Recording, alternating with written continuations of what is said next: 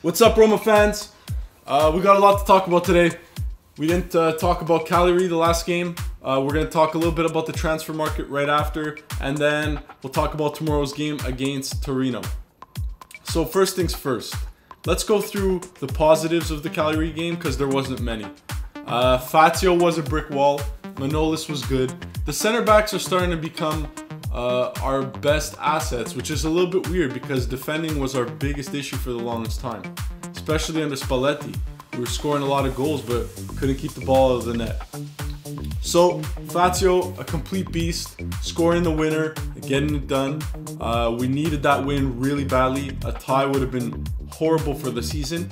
And you know what? It might still be horrible for the season because it's a few games in a row now that we're not playing great soccer, in my opinion at least. Let's talk about Perotti now. Perotti, not looking great in my opinion. I know a lot of people are giving him praise. He makes chances once in a while, but he makes too many mistakes. He's one-dimensional, and every time he gets the ball, he's looking to slalom through this guy, that guy, that guy. And when it works, it looks beautiful, and it creates chances. But it doesn't seem like he knows when to make the right choices. We're okay once in a while taking a risk and going through a player or two. But every time, the defense starts to realize what you're doing, and it just doesn't work anymore, and the team starts getting frustrated with you. That's going to have to be fixed. Now, let's talk about Dzeko.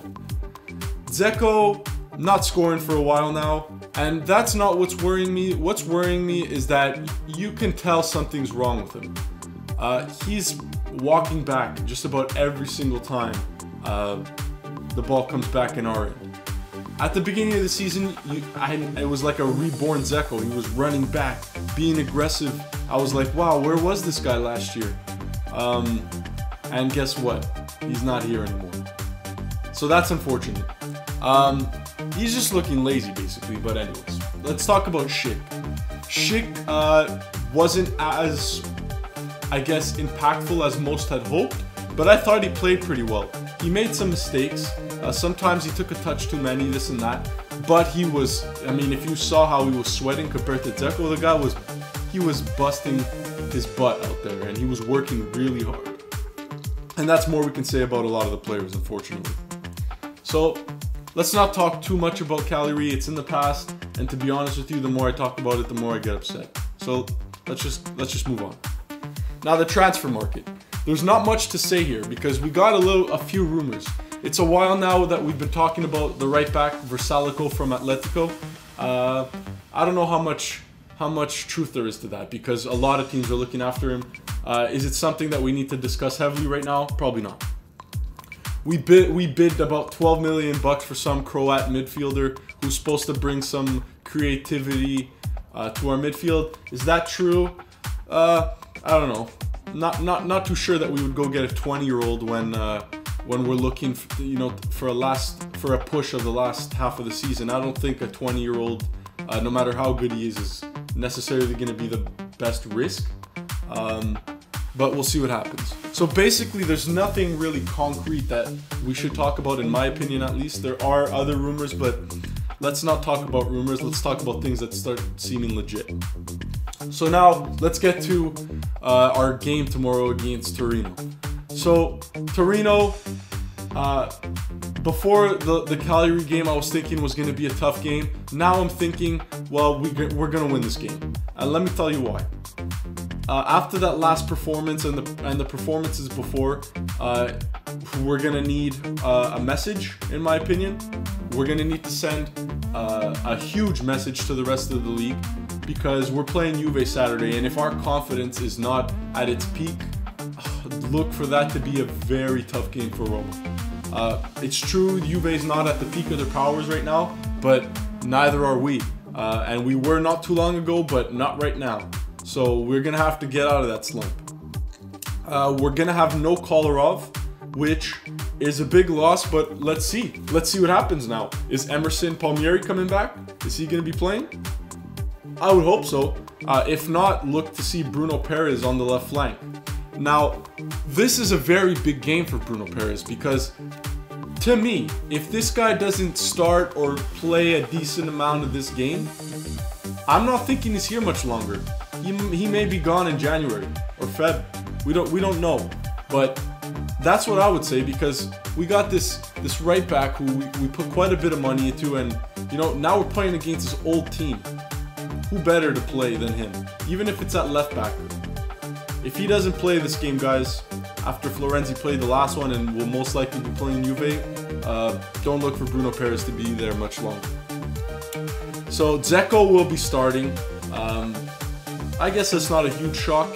He plays most games, but you never know. Maybe they would have went with Patrick Schick as striker. Who knows? But Dzeko will be starting. Juan Jesus, I would expect him to probably be in the lineup. Manolas and Fazio can't play every game, no matter how great they are. Manolas plays almost every game. Fazio's a bigger dude. 3 games in a week.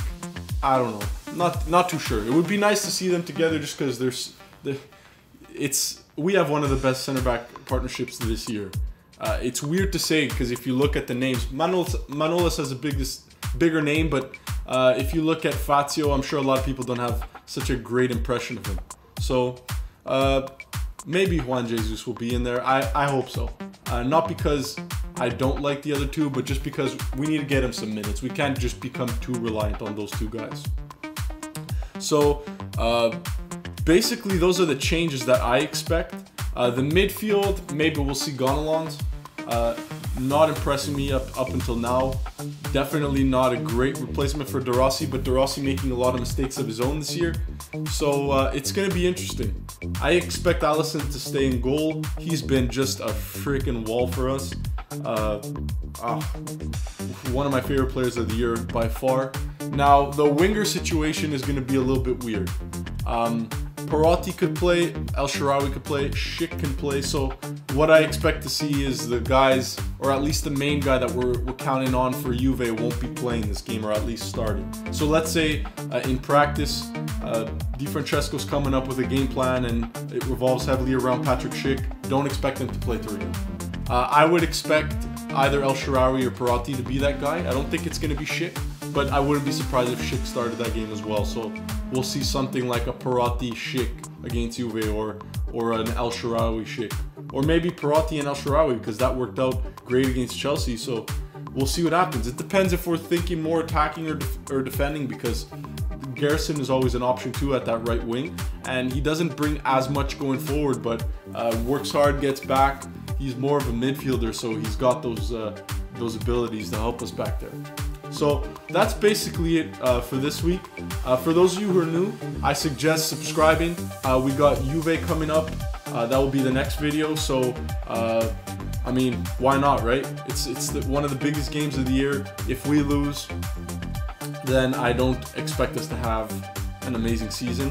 We might finish second at best if we lose this game, but we've lost too many big games at this point, and undeservingly so. Like the Napoli game just was one bad mistake by De Rossi. The Inter game, we had them for about 70 minutes, hitting posts left, right, and center, and then just blowing it in the end. We can't blow against Juve. We can maybe get away with a tie, although we've tied too much recently, and that kind of makes that a crappy situation for us, which is unfortunate because we're playing in Juve. But anyways, we'll talk about that next time. So if that interests you, please subscribe, and cheers, guys.